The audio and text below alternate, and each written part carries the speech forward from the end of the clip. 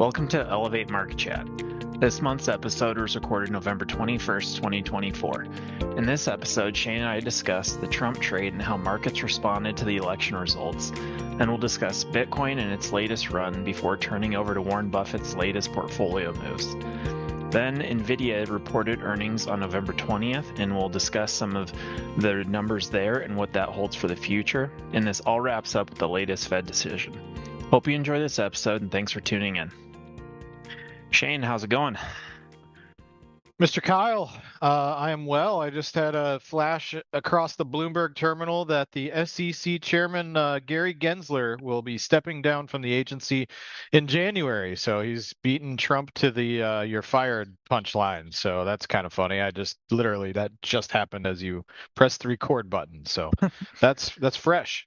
Well, I'm glad that we have great timing. Yeah. I think that that's a welcome change by many. So we'll see what change ends up getting made and who comes in place of him.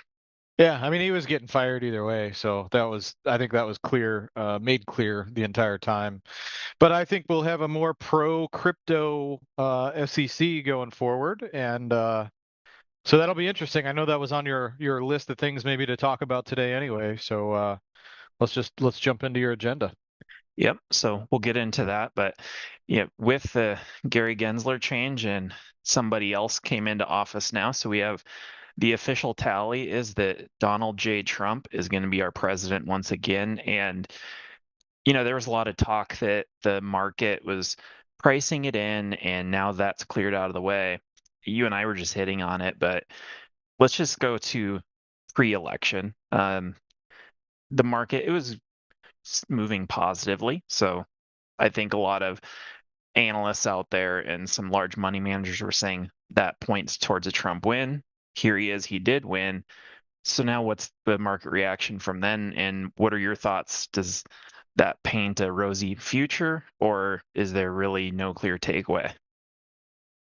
I mean, I don't know. It's an interesting frame of the question. I have no idea. I don't care. I could not care any less, and I don't think any of that matters. I mean, as of yesterday, the market was up like 1.2% from the close before the election. So I mean, I guess I don't know how to answer your question. I don't care. Yep. And I would say my answer on that is that there's no clear direction from this in terms of where the market's going. It's not like it moves 10% because a new president comes in. Well, no, it moved 10% before the new president come in. See, like that's the thing. So that's a better question, right? Is what the market was anticipating this the whole time. Meanwhile, we have a ton of clients, and there's a ton of market participants out there who decided they didn't want to put their money into the stock market ahead of the election because it was going to influence things. But it was influencing things already, which is why if you read my last commentary and you watch people like Stanley Druckenmiller, I mean, the market tells you what's going to happen. It's the same thing as news, right? People say, "Oh, well, what happened with this stock because it's up a lot or down a lot in the middle of the day," and it's like you won't know what drove that stock up or down a lot. Until maybe a few days or even weeks from now. And a lot of times when news does finally hit, it reverses and goes the other direction.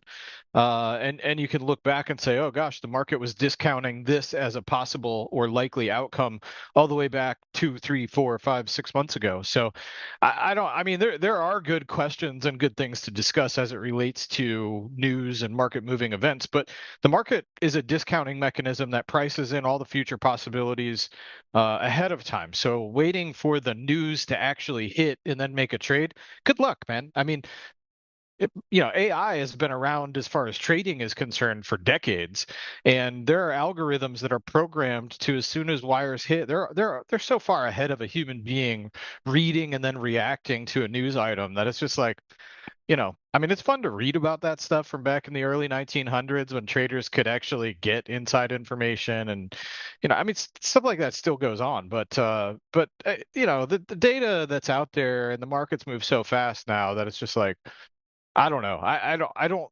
So the first question you asked, like, I really don't care about the answer to, but the question is okay, well, what the market's doing now, what is it what is it discounting for the future? Is it discounting a lot of deregulation? I would say yes in the crypto space, in particular. So there are Trump trades out there for sure, but there are also secular things that are going to happen. With look, nuclear power is coming back, whether Trump's president or Harris is president. That was never going to change because all of the energy use that's going on between EVs and data centers and so on. But it did not matter who was going to win. But other things absolutely will be influenced by who's sitting in the White House, and more importantly, the 5,000 other people that will be appointed by the office of the president, and what their mentalities are. So it's not like it's irrelevant, but it's not going to move the whole market one way or another, as evidenced by the fact that the market's literally up 1% since the close before the election day, and markets go up or down by 1% on any given day, whether there's an election or not. Yeah. Yeah, and So I would anyway, sorry for the rant, but I mean, I think it's important to make that distinction. no, and it's a fair rant. And it's funny is I just went and I was curious over the last three presidencies, well, what did the market do? And over Donald Trump's term, when he was in office for 4 years, overall the S&P went up a little over 50%, and it's done about the same with Biden. Well, Now, there's only one president in the history of the world that had the S&P 500 go down during his 4-year term. Do you know who it was? I don't. You asked me before, I think, and I forgot that one. It's George W. Bush, and it was because he exited right as the great financial crisis was getting underway. So it's a bad luck, It wasn't Yeah, anything specifically related to him not being the brightest guy, not the brightest bulb in the box, that guy. But I don't think it's necessarily due to him. It's a coincidence, really. It could have been right. anybody. And So the other one is Obama. So two-term president, and S&P went up over 150%. So again, it's like, trying to say that because Shane's working at Elevate, the weather's going to be sunny every day. There's some connection, but it's just not enough to be trying to invest on. well, you know what else is funny is you look at things like Joe Biden is very pro uh, electric vehicles and green energy and all that stuff. Put through all these inflationary policies that are designed to pump up the green economy. And you look at Trump, and he's of course drill baby drill, very pro oil. Well, under Trump, all the oil stocks got smoked, and under Biden, all the green energy stocks got smoked. Like, go look at a solar stock. I'd be shocked if it's not down 70% or more since Biden took office. And it's the market's counterintuitive to what a lot of people think will do. I mean, that's what makes it a market, right? That's exactly what creates peaks and valleys. Is the peak happens when everybody wants to buy is bought, and the valley happens when everybody wants to sell is sold, and then it reverses and causes maximum pain. So Yep. that's how the market works. It's like the Costanza method. Doing the opposite might be a better idea sometimes, depending on your level of intimacy with the particular trade you're looking at or analysis you're doing. Yeah. Anyway, It, you wanted to give that less than 5 minutes. We've given it more, so I don't know. You might want to move on. yeah, I think we're at 7 minutes there. So, the next question that I was looking at is right to that point. I've been seeing a little more questions come through regarding Bitcoin, and well, now it's projected to reach this, $1 million number or whatever sky high prediction it is. And we've talked a lot about Bitcoin in the past, and I'm just curious kind of what your take is, and then I'd certainly like to add to that in terms of, the market psychology component. Well, I, my opinion on crypto hasn't changed in a very long time, and I was actually just trying to pull it up to see because we had a crypto hedge fund before crypto was even cool, man. And we closed it because, of course, we couldn't get enough people to actually invest in the thing. Um, because of course crypto is volatile, and it didn't go up enough during the years that we had it open. And so we had this crypto fund all the way back in 2019. I think it might have closed in 2020. I could be wrong. Could be 2018 actually that we started it and then closed it in 2019. Anyway, it'll take me a minute to figure it out, so I won't bother. But the point is that the moment we closed it, the, the January after we closed it on December 31st, started the biggest crypto run that we've ever seen. And we could, of course, we couldn't sell it to people. I mean, you could not get people to buy crypto at this point in time. I mean, they just didn't want to do it, and the fund didn't have enough capital to support its expenses, and we were paying them out of pocket, and it was just like, okay, I guess we got to close this down. And I mean, I don't have the numbers right in front of me here, but Bitcoin's up hundreds, if not thousands, of percent Yeah. since we shut that thing down. I And I mean, remember, I think you had a market commentary come out back when it had pulled back to around the $3,000 price level. This was in, I think it was 2018. So it's been a while.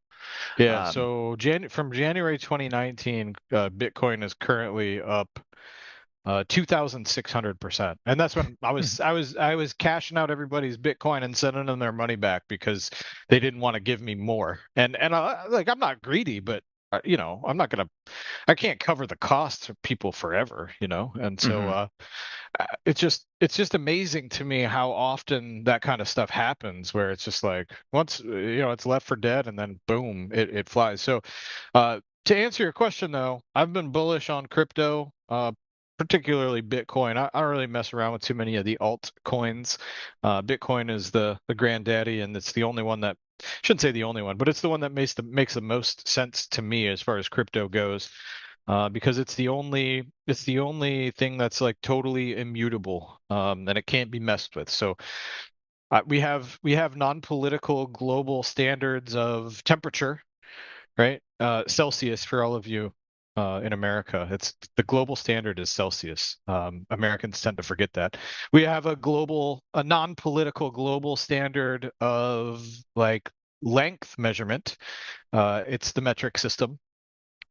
Again, Americans tend to forget that, but anywhere else in the world, for the most part, they measure with the metric system, not feet and what is that system? Is it some English system? I don't remember. Do you know?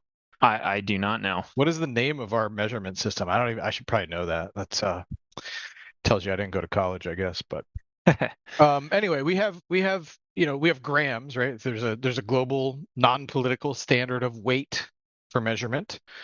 Again, based on the metric system, but we don't have that for value. Like everything's kind of measured in US dollars for the most part, right? All around the world, oil mostly trades in dollars, and that's becoming less and less because we, of course, are just bastardizing our currency and printing money like it's going out of style and devaluing it. And every single day, it becomes a little bit more like monopoly money.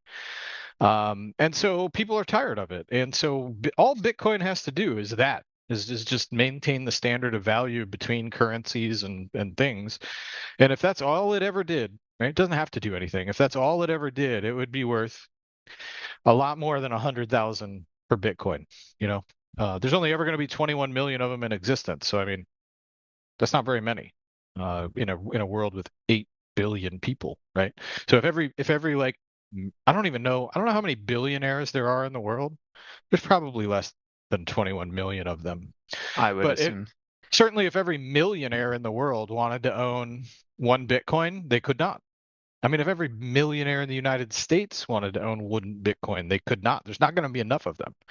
So in my estimation, I mean, it's a great place to be putting money.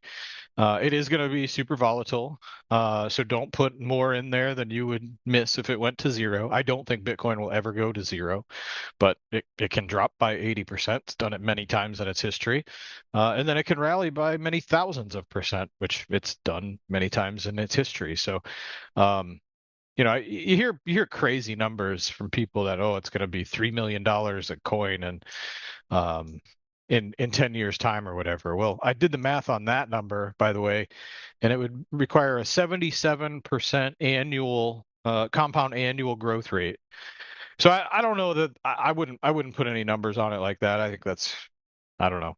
It doesn't make any sense to me. I'm not saying it can't happen. I'm just saying like what's the point of that projection? It's probably going to go up a lot though. I mean, Yeah. in terms of dollars, it's probably going to go up a lot. In terms of gold, it might not go up that much, right? One Bitcoin buys how many ounces of gold? It's like, well, I guess 50 ounces of gold, right? If gold was 2,000 and Bitcoin was 100,000, I'm using rough numbers, then, I bet 10 years from now, it'll probably be, one Bitcoin will probably be about the same number of ounces of gold. That's my guess. Right. So it matters what terms you're measuring it in.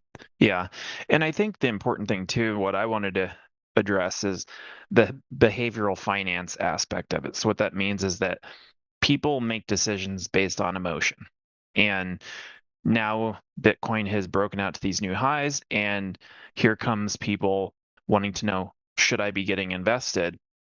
And what oftentimes happens is they can get in now, and now Bitcoin, if it pulls back 50%, it will probably hurt so bad that everybody jumps out. So now they bought Yep. high, sold low, and they don't get to enjoy the ride. And Bitcoin might go on like you're saying. I mean, obviously these are sky high numbers, but well, what if it did go up 77% every year for the next 10 years? Well, if it pulls back 50% right away, you're not even going to be on for the ride. Yeah.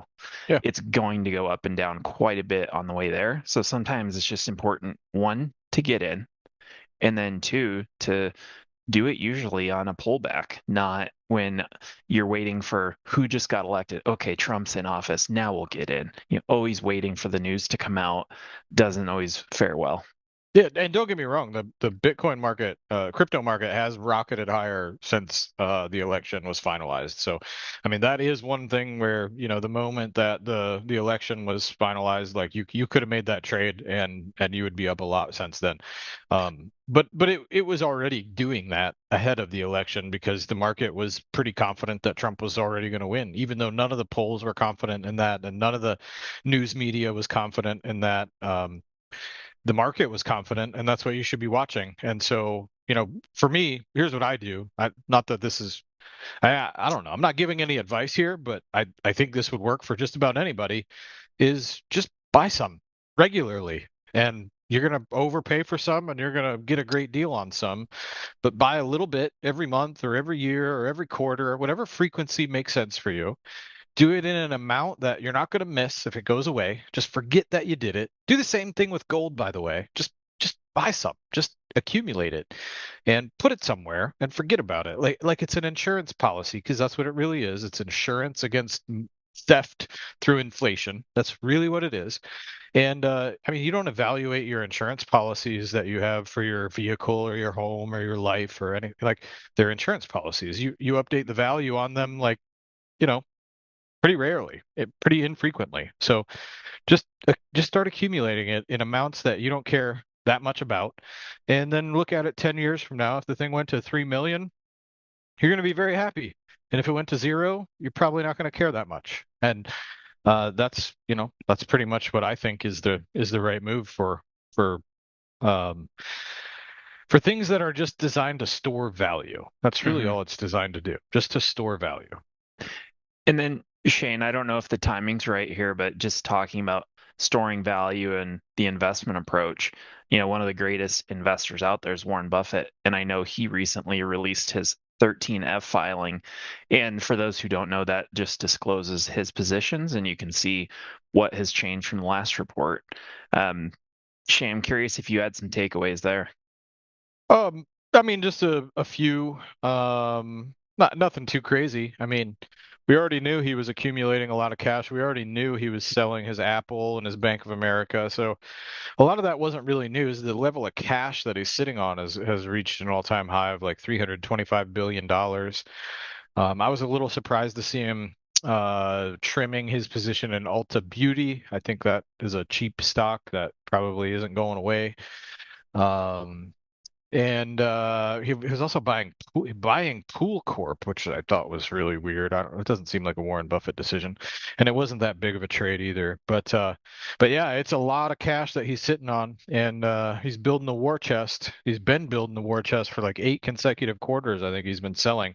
So what I wonder is like, do you think Warren Buffett's sitting around kicking himself and pouting because he's missed out on the rally in stocks since the 2022 lows? I doubt it. He's just been raising cash consistently every single quarter since then. He's participating in the upside with the dollars he has invested, but he's also raising cash so that he has cash to deploy the next time stocks go down a lot. And And then so it seems to me like he's getting prepared for that. Shane, I wanted to address, so you mentioned the notional amount, billions of dollars he has in cash. Do you know what percent of his portfolio that represents? I think I had a quick Google search and it said 28%, but I don't know if you had looked into that. I think yeah, it depends on what you're. No, I don't have a number. But you could measure it. I feel like against a number of things. Like, are you just going to measure it against market cap, or are you going to measure it against his investment portfolio? I don't. It just it. I don't know. I don't know Yeah. the answer. And I I've think seen some on charts, but I don't have an answer. and I think the point that I was going to make there is that if it is in fact 28%, what it points out is that we talk about record levels of cash, but it's not that he went all to cash and he's saying this is a market top. He's doing what I think we would advise most to do is it's staying invested in the market for the long haul. But, he's just he's raising cash and he'll start to work it back in. Yeah, When, I don't know, but he certainly isn't 50% cash or 100% cash at this point. He knows that in the long term, it our assets will appreciate. I think it is an all-time high, though. I mean, as far as the charts that I've seen, whatever you want to measure it as, like cash as a percentage, like nominal cash as a percentage of market cap, cash as a percentage of investment portfolio. I do believe it's an all-time high, no matter which way you measure it. So Hmm. I could be wrong on that. I don't have any evidence right in front of me, so if I'm misspeaking, I apologize. But if it's not an all-time high, it's pretty darn close. Yeah. And here he is one of the best investors or the best investor of all time. And I'm looking at his portfolio, and you know what I'm not seeing in the top is NVIDIA. I, so I'm just wondering, everyone is looking to the best stock, and oh my gosh, I missed out. But here's one of the best investors of all time, and he doesn't even own any. Do you know what the history is there? And then I'm curious He doesn't. just I what don't think your. he's got any of his cash in Bitcoin either, or MicroStrategy, right? Any Mhm. levered Bitcoin. So, yeah, I don't think he's like sad about any of that either. By the way, I think he's totally fine with not being exposed to those things and just continuing to own Coca-Cola and American Express and you know, and even Apple, which he's of course selling. Sold like half of his shares. I don't know, a lot. He's raised a lot of cash by selling Apple. So. But he still owns some. And yeah, Nvidia, man. So they reported earnings yesterday. Sorry if you hear these dogs barking. But they reported earnings yesterday. They beat market expectations. It's phenomenal amount of growth. I think they grew their revenue from the same quarter a year ago by 93%, if I remember right on the chart that I made. If you if you want to see this chart, go and follow me on LinkedIn. I'm sure if you just go type in my name and Elevate Capital on LinkedIn, you'll probably find me pretty quick. You can connect with me or follow or whatever. You should be able to see the post and the chart that I created. But yeah, this chart, it says that what does it say? Do you have it in front of you, Kyle? I do. I've got it up. Yeah, 93.6% is how they grew revenue to $35.1 billion. So that was up 93% from the prior quarter or the same quarter a year ago. But here's the deal though, is that growth, even though it's really, really strong, high growth of 90 some percent.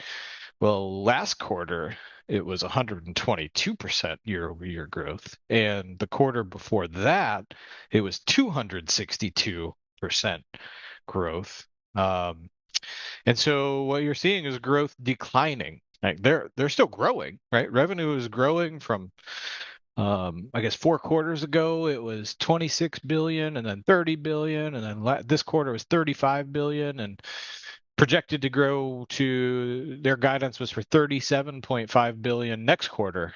Um, so it's growing, but it's growing more slowly. So if they meet their expectations, their guidance of 37.5 billion next quarter, their year over year revenue growth will slow. The rate of change will slow again for the fourth consecutive quarter from 93.6% down to about 70%. Again, 70% growth year over year is pretty good, right? But the rate of change is what's important. See, every time um, a company reports their quarterly earnings, analysts like myself will go into their model and they will update the forecasted growth for the next several quarters. And so the market, like I said at the beginning, the market's paying for earnings many years into the future. Oftentimes, if you do an analysis of a company, it's not like a company is worth the present value of its future cash flows. Okay, now not to get too abstract with listeners, but that's the same of anything, right? Whether you're, it doesn't matter what you're buying, anything that produces cash, right? Any business or any bond or anything like that, anything that produces cash is worth, hey, if I got $100 today versus I get $100 a year from now, well, the $100 a year from now is worth less because if I had it today, I could go at least put it in treasuries and earn, 5% or something. So $100 today is worth $100, but $100 a year from now might only be worth $95. And 2 years from now, it might be worth only $90 today. So every time we get these reports from companies, we go in and we update our models. And if you bring the growth rate down, it will reduce the future cash flow. And if you are discounting that cash flow at the same discount rate, then the present value of the company is going to be less. And that's what usually happens. NVIDIA's got a bit more of a cult-like following, where people don't seem to care, at least not immediately, because as this growth has slowed down over the past several quarters, the stock has just continued to go up. Today's been a little volatile, although on the report, the stock fell by about 5%. In fact, yesterday alone, stock was down about 7% from where it opened yesterday to the lows after it reported earnings. And then today it's gone up a bit and then gone down a bit, and now it's basically flat. So we'll see if it just takes some time for the market to realize that the rate of change is just going to continue to slow, right? Because trees don't grow to outer space, right? They all got to stop somewhere, and that rate of change as it slows will likely put pressure on the stock price, and the stock it's a great company and it's growing rapidly. So you can't take anything away from it there, but buying it at these levels is not an investment, it's a trade. And Mm-hmm. I mean, what you have to believe to think that Nvidia is fairly valued, right? It's trading at a fair value to its future cash flows today. What you have to believe about the growth rate in the future is pretty insane. And I just can't get there. I think it's irrational. So Right. And it's just one of those things where, you have companies that are in their early founders phase and then they IPO and now that future's uncertain, but they're starting from such a small number that it can Mhm. have these sky high growth rates. But NVIDIA has reached the point now where it's this giant company and it just can't double every year. It's just, Yeah, it's not possible. it's So, like a $3.5 trillion value now. I was gonna get a tattoo that says Nvidia 6 trillion. Why not? I mean, think about what 6 trillion is, by the way. Like how many? There's like that's bigger than, I don't know, probably 90% of the countries in the world GDP. I mean, it's just bonkers. There's not yeah. very many countries that have that kind of GDP, and then people are paying for this thing like it's gonna double again. Like I I don't see it. Maybe it will. I don't know. Maybe it will. Yeah. Maybe someday it'll be worth, maybe it'll be worth 50% of the United States GDP. What is the United States GDP anyway? Isn't it? I think it's only like $30 trillion or something like that. Am I wrong? Do you I know? don't know the number on that one, but I just know that there's a point where you can't have NVIDIA be the only thing that every American consumer is buying something from. So it has an upper bound. Yeah, every So, dollar in the world. Yeah, so the United States total GDP is $27.72 trillion. mhm. So, and then Shane, I know we're running a little tight for time here, but maybe we can take 5 minutes and kind of just wrap up, I know we had a Fed rate decision just from our last meeting. And when we're talking about growth rates right now, interest rates maybe on the short term, they're a little lower, but it's a little more expensive to get some of that long-term debt like a mortgage. I'm just kind of curious, maybe your quick takeaway from the last Fed meeting.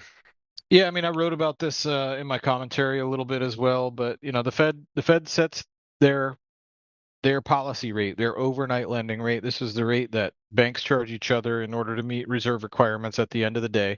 So these are overnight loans. They don't even last 24 hours. They borrow the money right before the bank closes at night, and then they pay it back in the morning when the bank opens, so that they have enough reserves overnight to not be shut down by the federal government for not meeting their reserve requirement. So that short-term rate is it influences other short-term loans more than it influences, say, a 10-year, a 20-year, or a 30-year loan like a mortgage. 10-year, 20-year, like even 5-year are more influenced by supply and demand than they are influenced by the Fed actions. And the supply and demand is more driven by the fiscal policy of a country, which ours is atrocious, where we just print money and spend it that we don't have, and that's why we have what did I just say? Our GDP, our annual GDP is like 27 trillion. That's like all the production of every single business and every single human in the country on an annual basis. If you put all of that towards our national debt, you still wouldn't pay it off because it's like 20. Yeah, well, it's almost exactly the same right now, which is just insane. Or no, how much is the debt? It's like 35 trillion. Uh, Yeah, it's like yeah, 35 trillion, 36 trillion. So yeah, you couldn't even pay it off. And see, I can't keep up anymore. I can't keep up with how much debt we actually have as a country. It's just like mind-boggling. And anyway, who would loan the government, you know, any money for 10 years when they haven't paid their loans back? I mean, all we do is print money to pay this stuff. So like if you knew, Kyle, if you knew that you were going to loan me money and the money I was going to pay you back with 10 years from now was going to be worth only half as much, what kind of interest rate would you charge me? Right? That's kind of the thing that hmm people are not understanding, is that like a dollar today is not worth a dollar 10 years from now. yeah, and you're asking, do I want to get 5% from the Fed 10 years down the road, or do I want to give it to Apple that actually makes something and actually manages a budget and earn a higher rate of return? Well, I mean, Apple's kind of not even a good example because they have a better balance sheet than the government. So I think they pay a lower interest rate for that amount of time. And the hmm problem is like that low interest rate, like say I give you $90 and you're going to pay me back $100 10 years from now, right? So I'm going to make $10 basically. Well, if they print a bazillion dollars between now and then, that $10 gain that I made, I've still gone backwards as far as like how many groceries I can buy and just other things. So the rate of inflation is just, it's too high to want to make these loans. And then there's a risk of default because there's a couple ways to default on your loans. Like number one, you just don't pay them back. But the other way is just through inflation, through printing money to pay. Um, and you just print so much that you make the loan basically worthless. And so I just I don't know why anybody would want to loan money to the government for longer than a year or two at most right now. I just think I think it's not risk free, first of all, as we can tell from companies that loaned the government money for 20 years during COVID, and now they're down 50% on those loans. And those are companies like Bank of America, by the way. So be careful if you bank with them. Right. That might not work out well in the long run. And then, long run too is so if interest rates are higher and maybe they'll go higher on that longer term, historically, maybe what I could have done was I could have borrowed on a 10-year note and got or went out and bought stocks. I could buy a lot of them. And people do this. But now since that rate's higher, I can't buy as many stocks with that if I'm borrowing money. So then does that kind of spell maybe a lower rate of return in the stock market going forward? Your guess is as good as mine, dude. Probably Yep. not. I mean, if the government keeps printing money, it's going to find its way into stocks. So it's hard to see a real market drop when all they do is just print money and hand it away to people. So what you're going to see instead is just a massive amount of inflation. That's why Paul Tudor Jones said all roads lead to inflation, because there's no political willpower to stop spending. There's no willpower to reduce the deficit spending. There's no power to pay down any of this debt. It's just going to keep expanding, by $2 trillion a year is what's projected. So, 4 years from now we'll be, I would guess, $8 to $10 trillion more in debt than we are right now, and all that is incredibly inflationary. So don't be surprised if things cost a lot more, and if the stock market continues to sort of accommodate for that. So like you might look at the stock market and say like, okay, it goes up by that same amount, but your purchasing power, right, didn't change at all. Like all the stock market does is keep pace with the amount of deficit spending the government does, and it does this for really long periods of time as well. So these are pretty complex topics to discuss fully in 30 seconds. So you didn't give me much time to get into that. I mean, we could do an entire hour or two on that whole topic to really unpack it. So don't be surprised if people don't follow what we're saying right now. I agree, but kind of the key takeaway there is that with inflation, stocks tend to perform better. However, stocks, even though they might return 10%, if inflation's 8%, the real increase in purchasing power is only 2%. So yeah, history says you don't even get that. History says you barely keep up with. I mean, look, inflation causes the prices of things to rise, prices of everything, goods and services and stocks and lawnmowers and cars and everything in between. And it's pretty much on an equivalent basis in the broad market. Yep. So the more they print, the higher inflation goes, the higher the stock market will go, but it doesn't make you any wealthier. It does not. So maybe we can get into that a little more at another time. But, for now, we can go ahead and I think wrap it up. And just so everyone knows, our next episode will be recorded on December 19th. So looking forward to that to cap off the year. But Shane, thanks again for taking the time to chat with me. We certainly enjoy your thoughts. And, everyone that's listening, please like, share, subscribe, do that. Just love getting the word out. So Shane, thanks again for your time. All right, man. See you, Kyle. Yep, you have a good one. Sure. Special thanks to our audio engineer, Stephen Crowley, for mixing this episode. This podcast expresses the views of Shane and I as the date indicated and are subject to change without notice. Elevate Capital Advisors has no duty or obligation to update information included. All information is for educational purposes only. Certain information concerning economic trends and performance is based on information from sources deemed to be reliable and has not been independently verified for accuracy. Wherever there exists potential for profit, there's also the risk of loss.